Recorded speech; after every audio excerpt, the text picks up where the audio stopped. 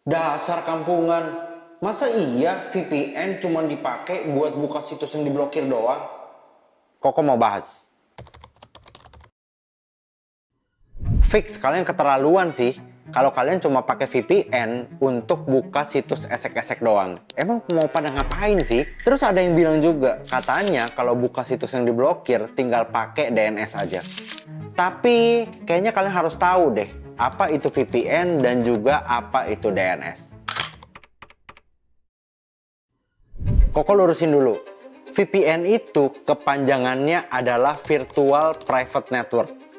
Jadi tujuannya VPN adalah mengamankan segala proses komunikasi yang sedang dibangun. Jadi walaupun misalnya kita pakai public hotspot atau public wifi, tetap semua traffic yang terjalin dari proses komunikasi tersebut akan diamankan karena adanya Virtual Private Network. Kenapa sih butuh VPN? Karena sebenarnya gini, internet itu orang bilang itu ibaratnya hutan rimba. Ada orang baik yang gunain itu, ada perusahaan yang gunain itu, bahkan ada hacker-hacker jahat juga yang siap ngambil data-data kamu kapanpun dan dimanapun. Kalau misalnya kalian pakai VPN untuk akses situs-situs yang diblokir, sebenarnya itu bukan kodrat aslinya. Kalau kalian pakai VPN untuk akses situs-situs yang diblokir, sebenarnya itu bukan fungsi utama VPN, melainkan ini cuma fungsi sampingannya aja. Cara kerjanya simple banget. Seolah-olah IP yang kamu pakai itu bukan IP kamu yang sesungguhnya. Seolah-olah kamu pakai IP di negara lain. Atau bisa juga kamu paksa traffic yang harusnya ngarah ke DNS yang ada di ISP, di mana website-website aneh itu diblokir, kamu berusaha cari jalan lain dengan cara kamu bikin tunnel VPN ke DNS server di luar yang seharusnya. Jadi di DNS tersebut, situs-situs yang harusnya diblokir, nggak diblokir. Tembus dong akhirnya. Kalau VPN dipakai seturut dengan kodratnya, harusnya setiap komunikasi yang terjalin itu akan aman sentosa. Gimana sih cara kerjanya? Sini, Koko akan gambarin lebih detail. Nah, jadi kalau kita lihat, kalian coba perhatiin deh. Di sini ibaratnya ada namanya, Koko sebutnya misalnya PT ABC. Nah, si PT ABC ini dia punya 3 cabang nih teman-teman. Ya, cabang pertama itu lokasinya ada di Jakarta, ya. Terus cabang kedua misalnya ada di mana nih? Ada di Bandung misalnya. Ya. Terus cabang ketiga ternyata dia ada di Surabaya. Nah, ini ya. Dia punya 3 cabang ceritanya perusahaan ini. Nah, 3 cabang ini ya, di 3 cabang ini ada staffnya, ada jaringannya gitu ya. Mungkin ceritanya aplikasinya itu semua servernya ada di Jakarta.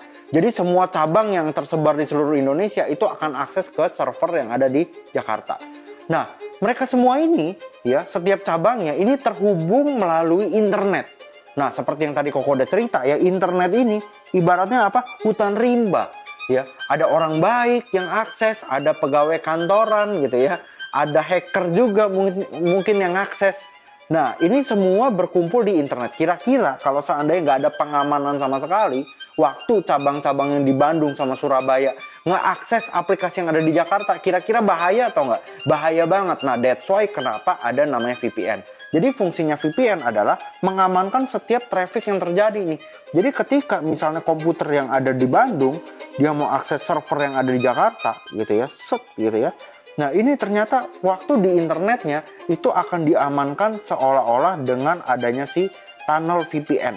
Nah, ini ya, seolah-olah ada terowongan yang mengamankan setiap proses komunikasi yang ada di sini.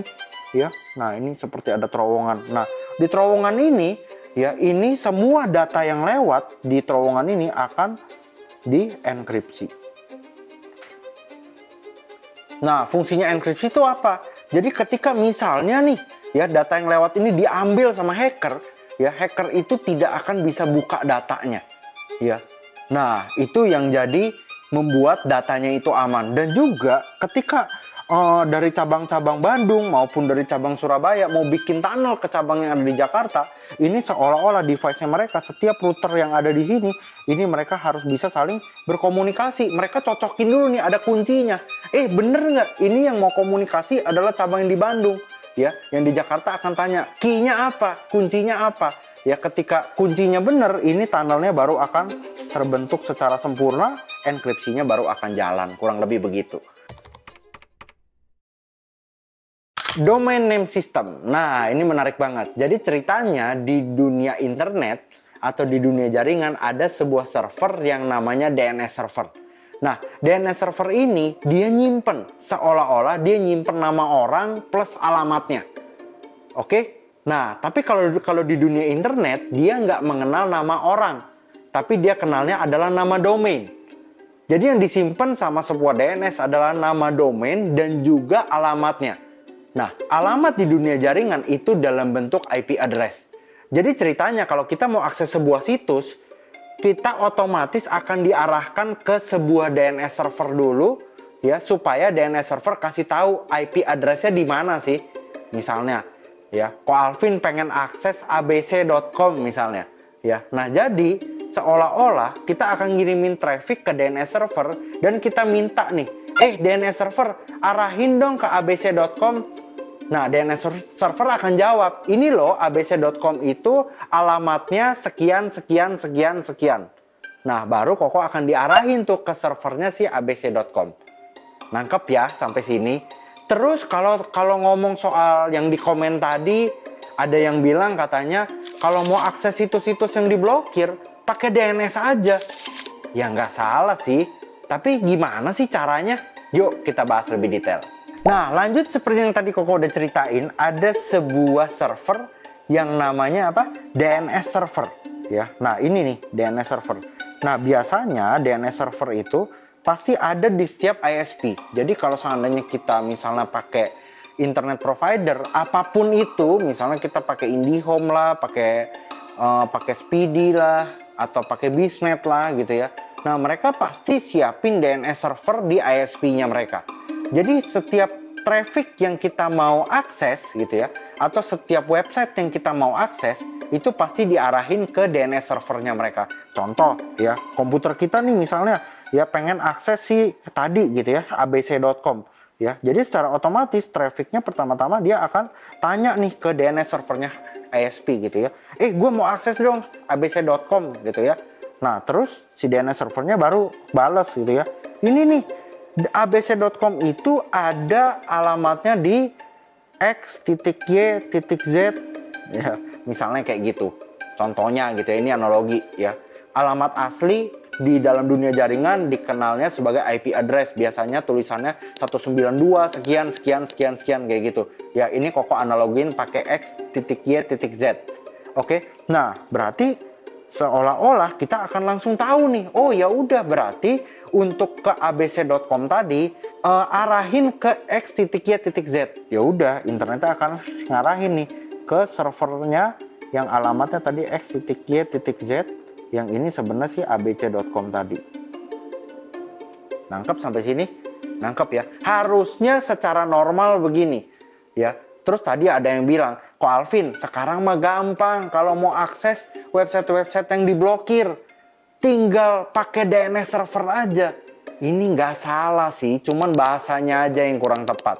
Ya, jadi seperti yang tadi Koko udah cerita, DNS server fungsinya adalah sebagai translator, ya, atau ibaratnya sebagai buku alamat. Oke, nah secara default ketika kita mau akses sebuah situs selalu diarahkan ke DNS servernya si ISP. Nah, masalahnya adalah gini, DNS server yang ada di ISP itu udah disetting, ya, udah disetting untuk ngeblokir, ya, dia udah blokir nih situs-situs tertentu.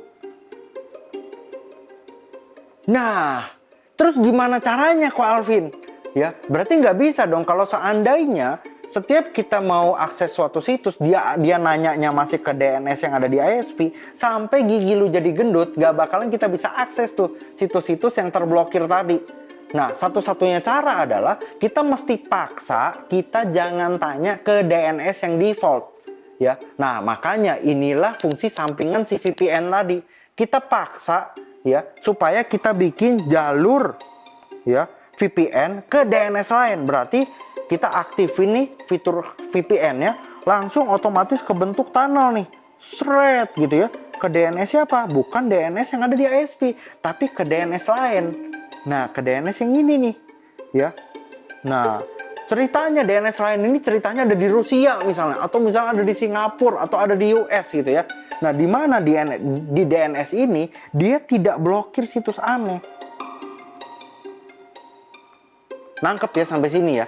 Nah, karena nggak diblokir, berarti secara otomatis DNS ini akan kasih tahu dong IP address situs yang diblokir itu berapa.